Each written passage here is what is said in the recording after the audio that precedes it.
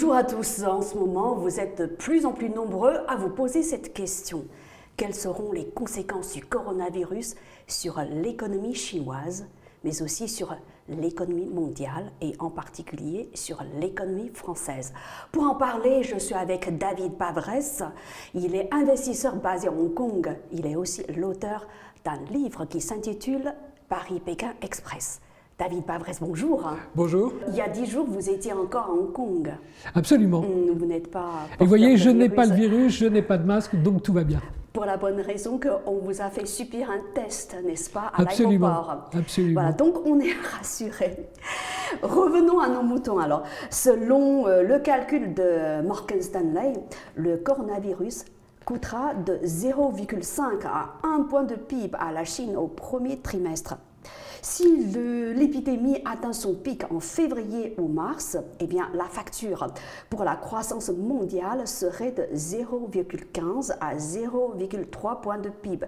C'est très précis. Certains doutent que ce soit vraiment fiable parce que est-ce qu'on peut faire des prévisions avec autant de précision?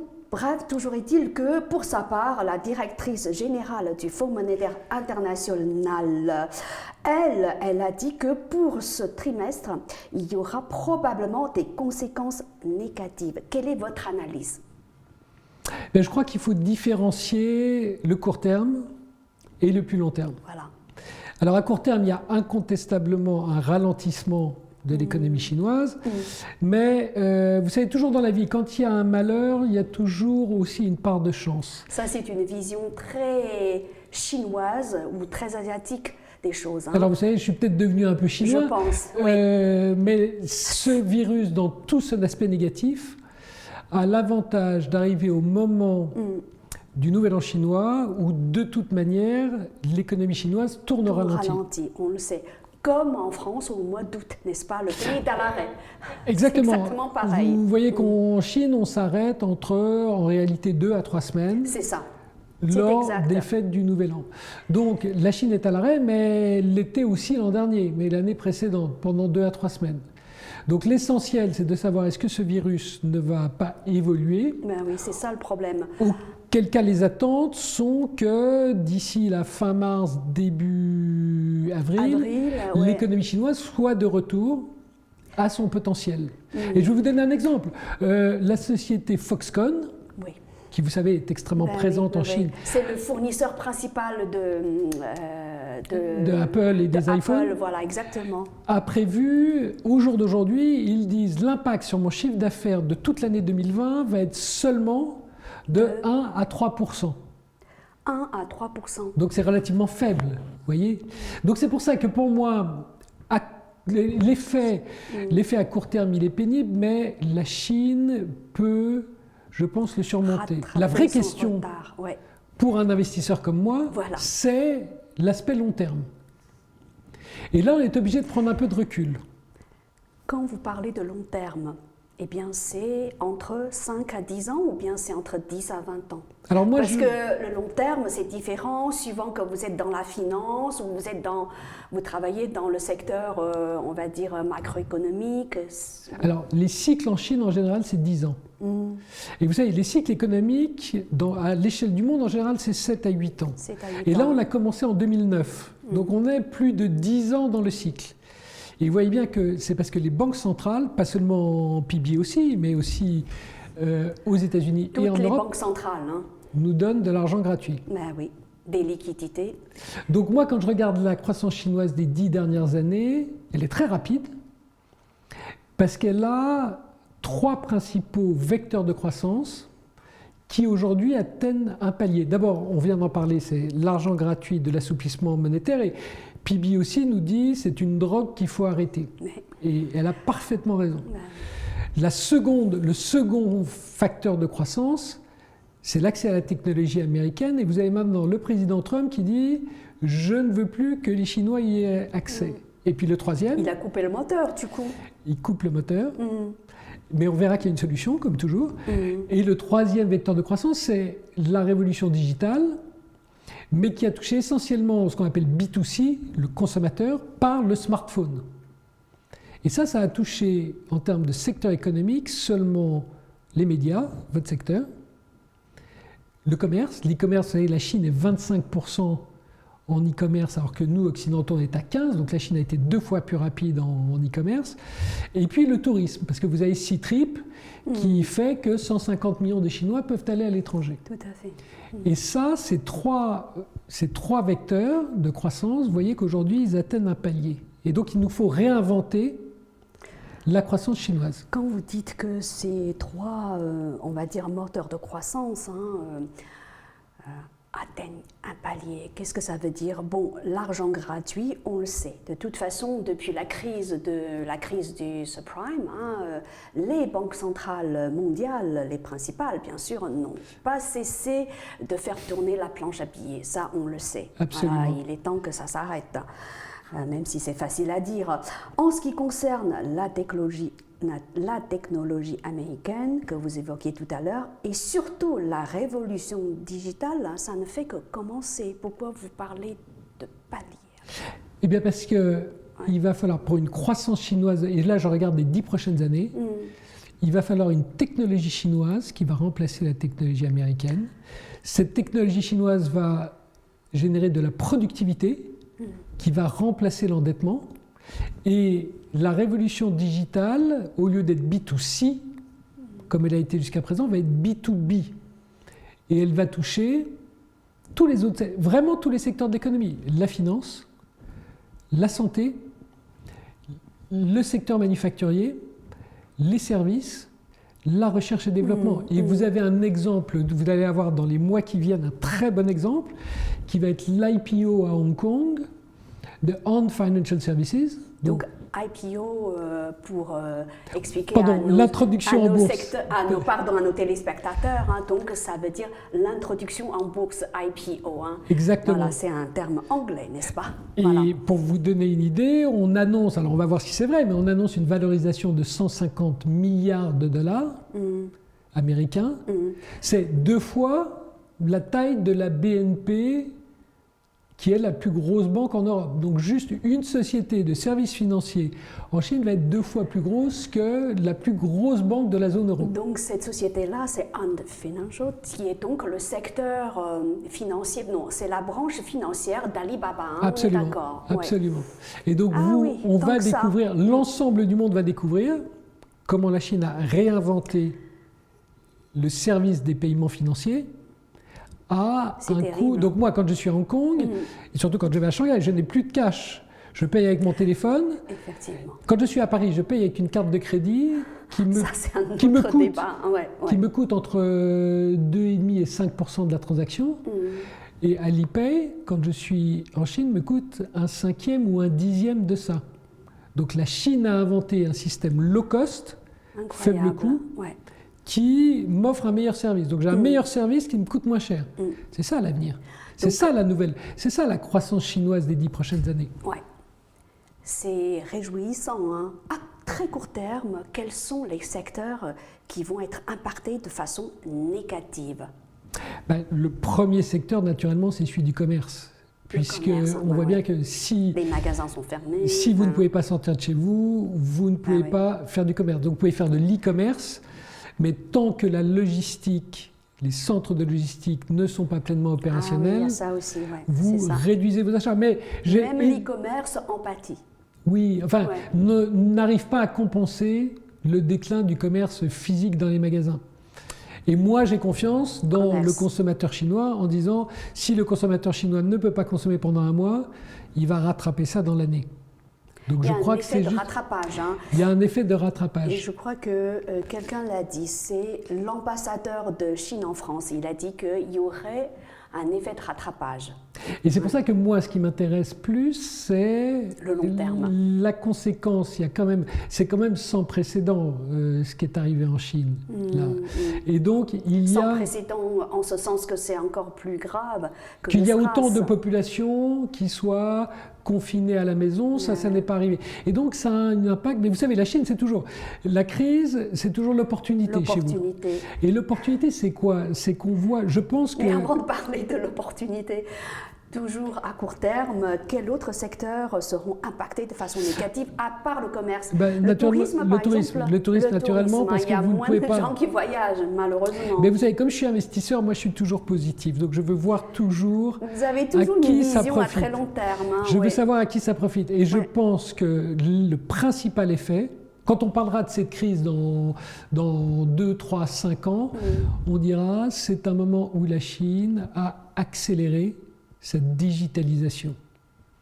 Et où, comme je vous ai dit, cette révolution digitale qui était seulement dans le commerce, les médias, le tourisme, a impacté l'éducation.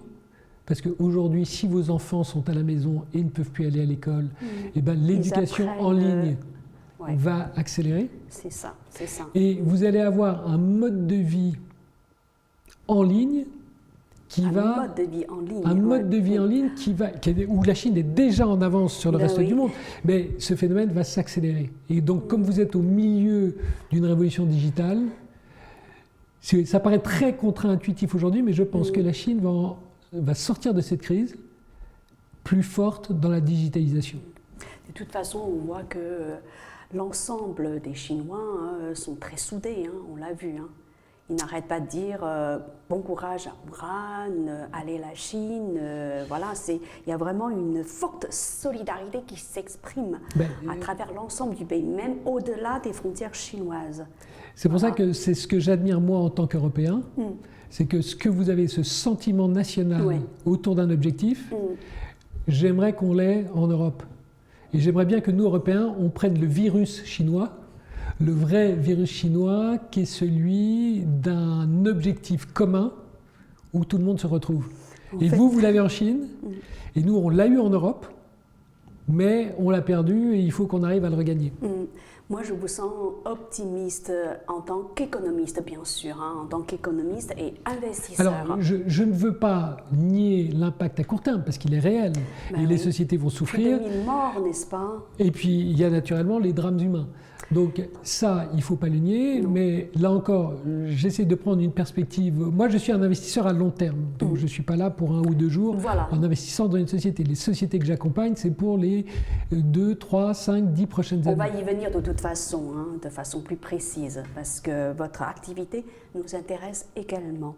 Et bien maintenant, à votre avis, donc on va passer plus précisément à long terme. Quelles sont les opportunités à part la révolution digitale? Bien, l'opportunité pour les sociétés chinoises, et là je me place un peu plus en retard, c'est que ce qui me frappe, je crois que l'année 2020 va être une année un peu charnière, où on va voir des leaders chinois devenir des leaders mondiaux. Et je vous ai donné l'exemple de Han C'est ce que veut la Chine d'ailleurs.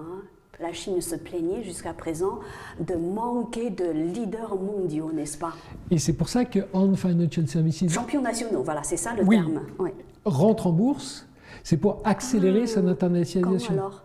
Qui va aller... Alors, on ne sait pas encore, parce que on pensait que ce serait à mars-avril, et ça va peut-être être repoussé, parce que... à cause du coronavirus. Mais si vous connaissez TikTok... Donc, TikTok, c'est ça. Alors nous, occidentaux, on appelle ça ByteDance.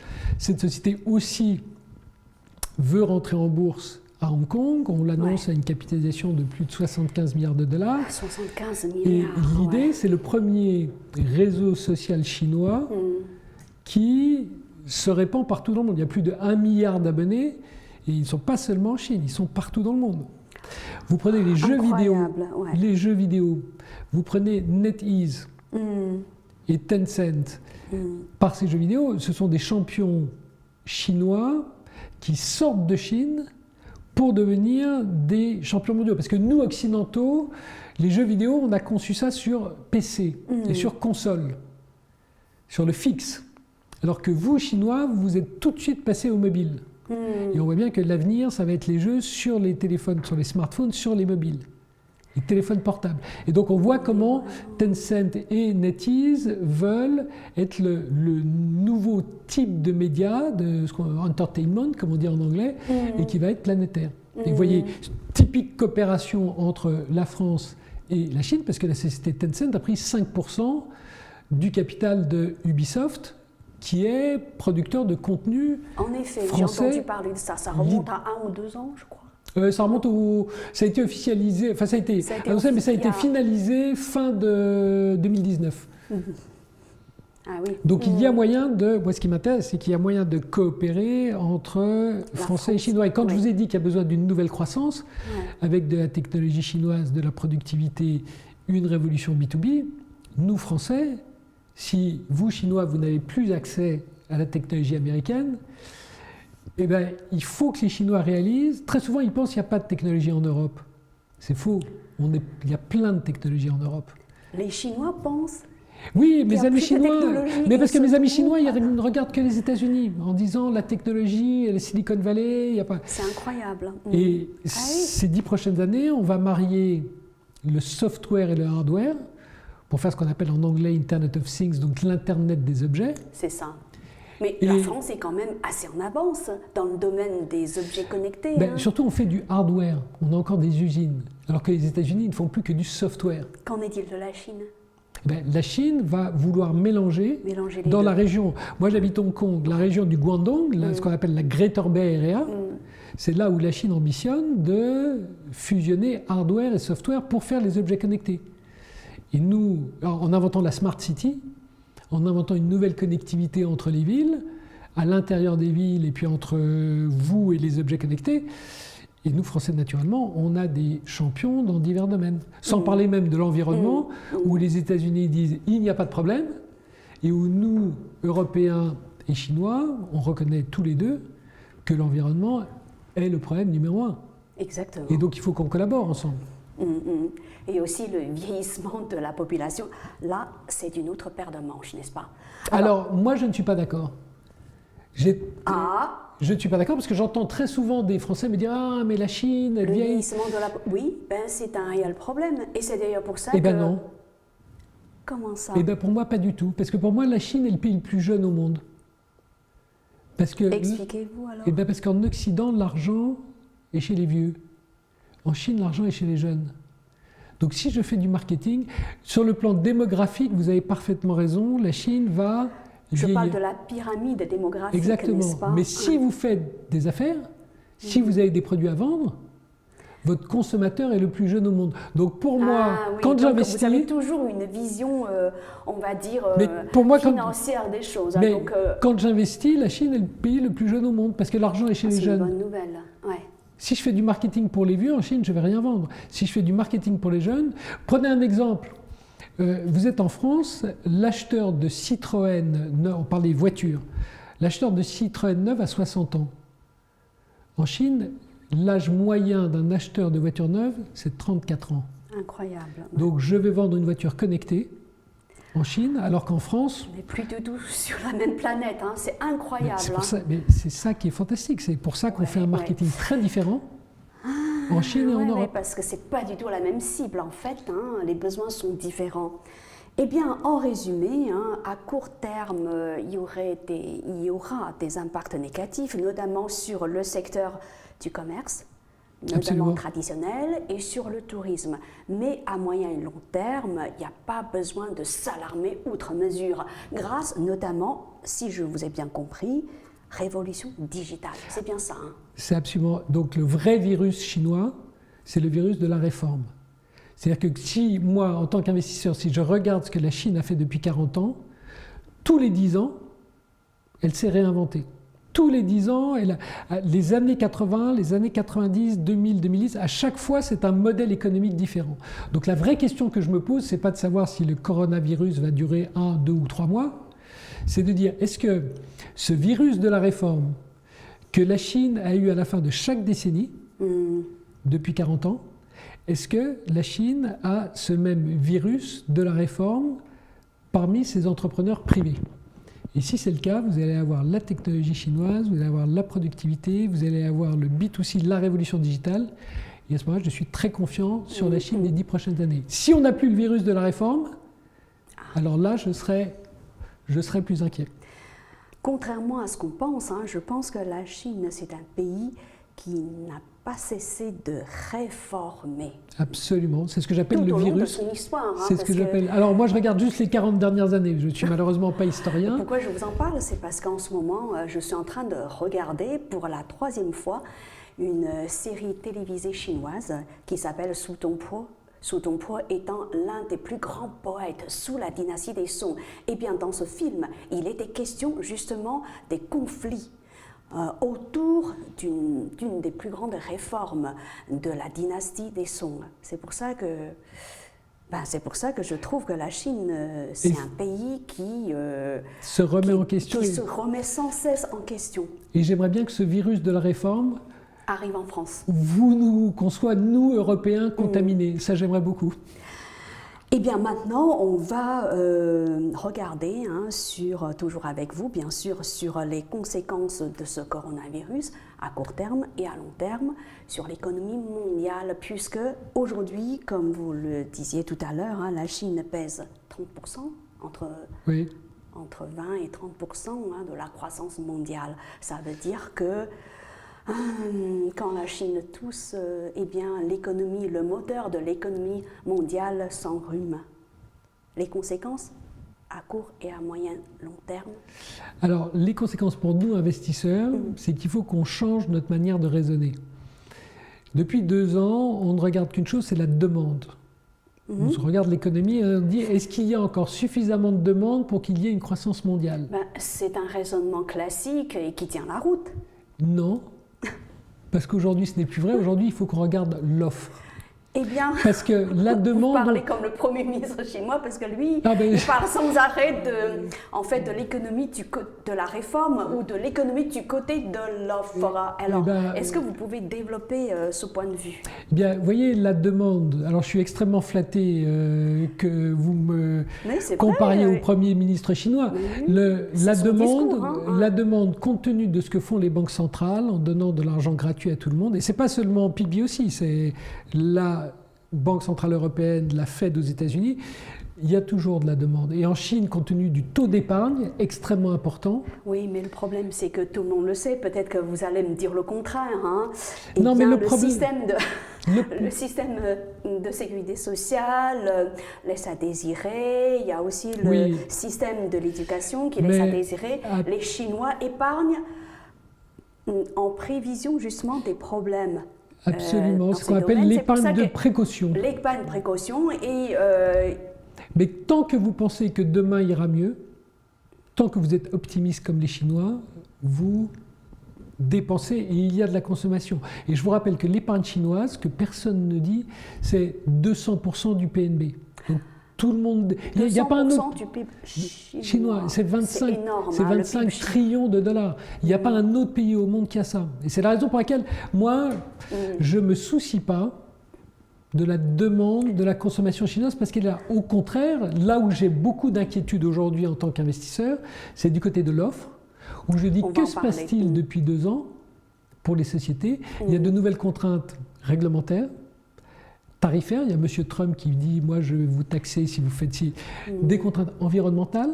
Aujourd'hui, avec le virus, il va y avoir des contraintes sanitaires. Et donc mon problème, et je vais vous donner un exemple concret. Au mois de décembre en France, il y a eu des pénuries de médicaments. Ce n'est pas parce qu'il n'y a pas de demande de personnes âgées qui veulent être soignées. Ça, on en a plein en France.